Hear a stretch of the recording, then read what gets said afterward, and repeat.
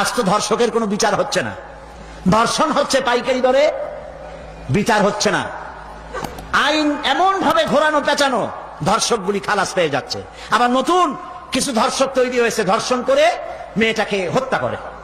আযানিয়াতু ওয়াযানি ফাজলিদু কুল্লা ওয়াহিদিন মিনহুমা মিআতা জালদা। আল্লাহ তাআলা বলেছেন জেনাকারের শাস্তি হচ্ছে 100 দোররা মারা এবং প্রাণদণ্ড দেওয়া। জেনাকারের শাস্তি প্রাণদণ্ড দাও। জেনা করেছে প্রমাণিত হয়েছে, অবিবাহিতা যদি হয় দোররা মারো, আর যদি বিবাহিতা হয় পাথর মারিয়া উড়ায় দাও। আজ তো ধর্ষকের কোনো বিচার হচ্ছে না, ধর্ষণ হচ্ছে পাইকারি দরে, বিচার হচ্ছে না। আইন এমন ভাবে ঘোরানো পেঁচানো, ধর্ষকগুলি খালাস পেয়ে যাচ্ছে।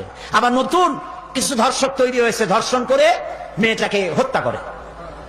নাউজুবিল্লাহ, বলেন নাউজুবিল্লাহ। এগুলো মানুষ না, এগুলো জানোয়ার। মনে রেখো, তুমি যার মেয়ে, কারো মেয়ে অথবা কারো বোন অথবা কারো বউকে যদি এইভাবে বেইজ্জত করে থাকো, তোমার বউ, তোমার বোন, তোমার মেয়ে অক্ষত থাকবে না। এই ধরনের তাদের উপরে ধর্ষণ হবে। বলেন নাউজুবিল্লাহ, বলেন নাউজুবিল্লাহ। অশ্লীলতার প্রচার প্রসার যত বেশি হবে, জেনা ব্যভিচার তত বেশি হবে, ঠিক কিনা? তারপরে ডিসেন্টিনার মাধ্যমে হাবিজাবি ছবি এগুলি দেখানো বন্ধ করতে হবে। বিবাহ সহজ করুন, অশ্লীলতা বন্ধ করুন, জেনা ব্যভিচার ধর্ষণ এমনি কমে যাবে। আলহামদুলিল্লাহ বলে।